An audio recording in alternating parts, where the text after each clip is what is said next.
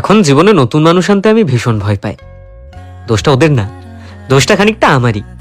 আসলে প্রবলেমটা হলো আমি এখনো অতটা কুল হতে পারিনি যে নিজেকে এটা বোঝাতে পারবো যে আজকে একজন গেলে যাক না, কাল নতুন কেউ চলে আসবে।